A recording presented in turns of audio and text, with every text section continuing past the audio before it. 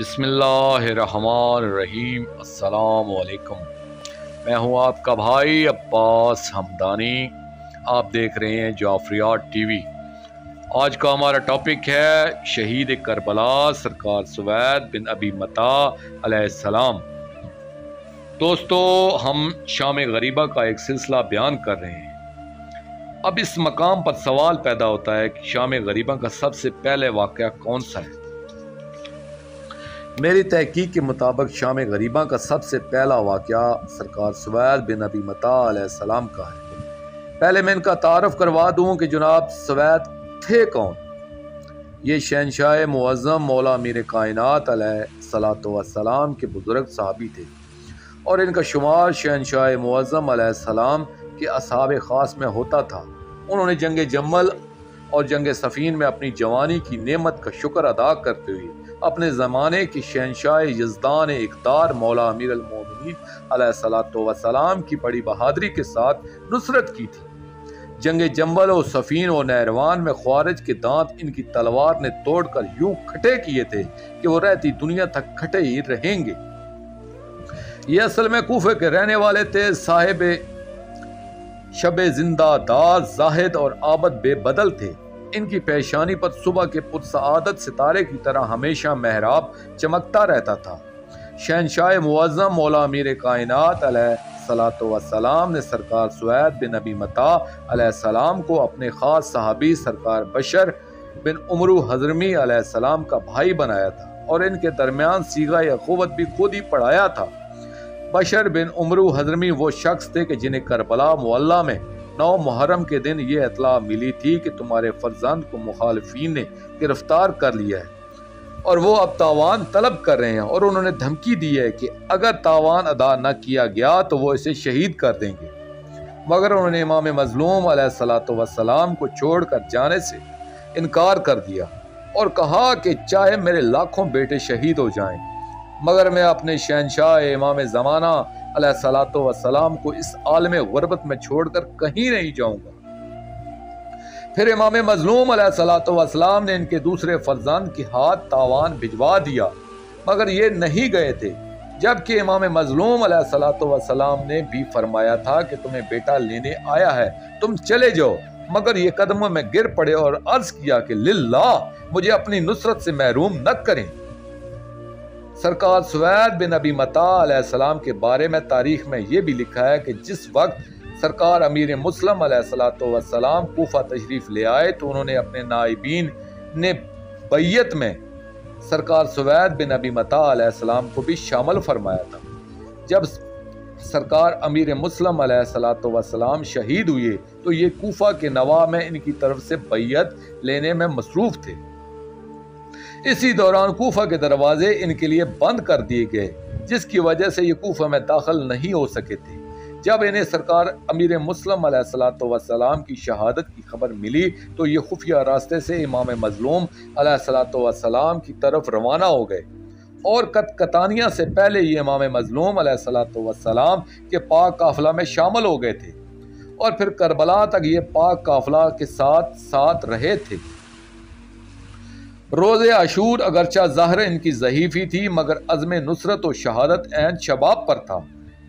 جب سرکار بشر بن عمرو حضرمی علیہ السلام شہید ہوئے تو انہوں نے آ کر شہنشاہ کربلا علیہ الصلوۃ والسلام کے قدموں میں اپنا سر رکھ دیا اور گڑ گڑا کر عرض کیا کہ آقا، میرے بھائی مجھ سے پہلے شہادت کی کشتی پر سوار ہو چکا ہے، مگر میں ابھی تک محروم ہوں، آپ مجھے اجازت ضرور عطا فرمائیں۔ امام مظلوم علیہ الصلوۃ والسلام سے اجازت لے کر اور اپنے مالک حقیقی کے قدموں کا بوسہ لے کر یہ میدان میں تشریف لائے۔ انہوں نے اپنی ضعیفی کو جوانی کی پوشاک پہنا کر کانپتے ہوئے ہاتھوں سے تلوار کے وہ جوہر دکھائے کہ کوفہ و شام کی جنگجوؤں کی ہمت مردانہ نے ان کے مقابل آنے کے بجائے نسوانیت کو ترجیح دی۔ انہوں نے بہت سے ملائین کو قتل کر کے خازن جہنم کے حوالے کیا، پھر میدان میں کھڑے ہو کر تمام لشکر کوفہ و شام کو رجزیہ انداز میں یوں للکارا کہ اے ملاؤن کوفہ و شام، مجھے پہچانو کہ میں ابی متا کا وہ بہادر فرزند سوید ہوں کہ جو نیزہ اور تلوار چلانے کا ماہر ہے۔ یہ وجہ ہے کہ امداد زمانہ کے ہاتھوں میں نے ظاہراً ضعیفی کی پوشاک زیب تن کر لی ہے، مگر مجھے ضعیف سمجھنے کی حماقت کبھی نہ کرنا، کیونکہ میں آج بھی امام کائنات مولا امام حسین علیہ الصلوۃ والسلام کی الفت و مودت میں عین جوان ہوں، اور وہی مرد میدان ہوں کہ جس نے تمہارے ملاعین ازل آباء و اجداد کی لاشوں کو پامال کیا تھا۔ آج میں تم سب کی زندگی کا خریدار اور موت کا موکل بن کر تمہارے سامنے آیا ہوں۔ یاد رکھو میں فاتح خیبر و خندق، شہنشاہ ذوالفقار مولا حیدر کرار و غیر و فرار علیہ الصلوۃ والسلام کا شاگرد رشید ہوں۔ قادر مطلق کی تقدیر پر قابض ہو کر آج انشاءاللہ دیکھ کے ایسے جوہر دکھاؤں گا کہ جس طرح نوجوان شیر ببر بھیڑوں کے غول پر حملہ آور ہوتا ہے۔ یہ فرمانے کے بعد انہوں نے اچانک فوج شام پر بھرپور حملہ کر دیا، جس سے سامنے کھڑے ہوئے سپاہی بدحواس ہو گئے۔ کافی دیر انہوں نے تیگ کے جوہر دکھائے اور بہت سے ملاعین کو فن نار بھی کیا، مگر کچھ دیر بعد ظالمین نے مل کر ان پر اجتماعی حملہ کر دیا۔ اس شدید حملہ میں یہ زخموں سے چور چور ہو کر زمین پر گر گئے۔ ظالمین شاید ان کا سر تن سے جدا کر دیتے، مگر اس وقت امام مظلوم علیہ الصلوۃ والسلام نے فوج شام پر حملہ کر کے سب کو فرار ہونے پر مجبور کر دیا اور خود انہیں اٹھا کر گنج شہداء میں لے آئے۔ اس وقت یہ بے ہوش تھے اور ان کے جسم میں رمق جاں ابھی باقی تھی۔ اس زمانے میں جنگ کا ایک دستور یہ بھی تھا کہ جب کوئی جوان کسی مقابل کو قتل کرتا تو اس کے ہتھیار نشانی کے طور پر اتار لیتا تھا اور بعد میں وہی چیزیں دوسروں کو دکھا کر فخر و مباحات کرتا تھا کہ دیکھو میں نے فلاں نامور بہادر کو زیر کیا تھا۔ ان کی زرہ اور تلوار بھی ظالمین نے اسی مقصد کے تحت وصول کر لی تھی۔ جب امام مظلوم علیہ الصلوۃ والسلام شہید ہو گئے تو اس وقت ظالمین نے پہلے نماز جمعہ ادا کی، پھر انہوں نے خیام کی طرف رخ کیا۔ لوگ ایک دوسرے پر سبقت لے جانے کی خاطر دوڑتے ہوئے اور نعرے لگاتے ہوئے خیام کے قریب آئے۔ اس وقت ان کے نعروں سے قیامت کا سما تھا۔ ان ملاعین ازل کے ہاتھوں میں بے نیام تلواریں تھیں، کچھ لوگوں کے پاس خنجر تھے۔ ان بدترین از خلائق لوگوں کے ارادوں کی ترجمانی میں اپنے الفاظ میں یہی کچھ کر سکتا ہوں کہ شاید ان کا ارادہ یہی ہو گیا کہ ہم جا کر ملکہ عالمین پاک سیدہ پاک صلوات اللہ علیہ کی پاک بیٹیوں صلوات اللہ علیہن کو بھائیوں اور بیٹوں کا پرسہ دیں گے، ان کے پاک پردہ تطہیر کی حفاظت کریں گے اور ان کے خیام پر صلوات پڑھیں گے۔ ادھر خیام میں معصوم بچوں میں گریہ کا کہرام بپا ہوا، ہر طرف خوف و ہراس کی فضا تھی۔ جب ان شامی اور کوفی فوج کا گزر گنج شہداء سے ہوا تو انہوں نے نعرہ تکبیر بلند کیا۔ این اس وقت سرکار سوید علیہ السلام کی آنکھ کھل گئی۔ انہیں ہوش آیا تو انہیں ماحول اچانک بدلا ہوا نظر آیا، یعنی جہاں شبیہ پیغمبر علیہ الصلوۃ والسلام کا پہرا ہوا کرتا تھا وہاں اب ظالمین نعرے لگا رہے تھے۔ سرکار غازی پاک علیہ الصلوۃ والسلام کے پاک علم کی جگہ اب ظالمین کی لہراتی ہوئی تلواریں نظر آئیں۔ پاک خیام کے قریب خندق کے باہر ظالمین جمع ہو رہے تھے۔ سرکار سوید بن ابی متاع علیہ السلام نے یہ منظر دیکھا تو انہوں نے اپنی تلوار سنبھالنا چاہی تو وہ موجود نہیں تھی، پھر نیزہ تلاش کرنا چاہا مگر وہ بھی نہ ملا۔ ان کی عادت تھی کہ ایک تیز دھار چھری اپنے قمیض کے اندر والی صدری میں پوشیدہ طور پر رکھتے تھے۔ انہوں نے وہ خنجر نما چھری نکالی اور اسے بلند کر کے لڑکھڑاتے ہوئے قدموں کے ساتھ چلتے ہوئے پاک خیام کی جانب ظالمین کے آتے ہوئے لشکر کے سامنے جا کھڑے ہوئے اور ظالمین کو للکار کر کہا کہ تم ان پاک خیام کو لاوارث نہ سمجھو، ابھی امیر کائنات علیہ الصلوۃ والسلام کا ایک غلام زندہ ہے اور جب تک میں زندہ ہوں خیام کے قریب کسی کو نہیں آنے دوں گا۔ پھر انہوں نے نعرہ تکبیر بلند کیا اور آتے ہوئے لشکر پر حملہ کر دیا، چند ملاعین کو قتل کیا۔ یہ بڑے جوش و جذبہ کے ساتھ لشکر شام کے ساتھ جنگ کرنے میں مصروف تھے کہ ادھر سے عروہ بن بکار تغلبی اور زید بن ورقہ جہنی ملعون نے ان پر اچانک حملہ کر دیا۔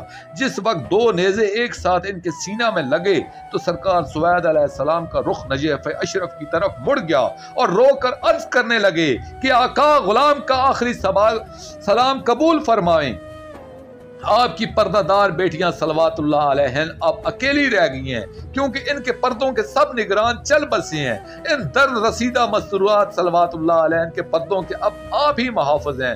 اے انبیاء علیہم السلام کی مشکل کشائی فرمانے والے، اب ان بے سہارا یتیم بچوں کی اس مشکل وقت میں خود ہی مدد کریں۔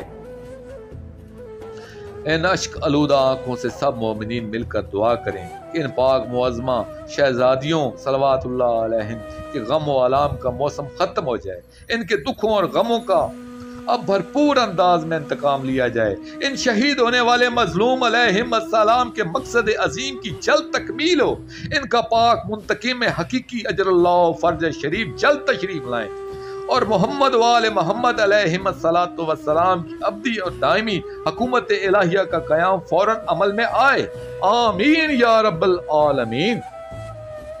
دوستو آخر میں شکریہ ادا کروں گا اپنے مرشد کریم سید محمد جعفر الزمان لکھوی البخاری سرکار دامِ اللہ تعالیٰ کا۔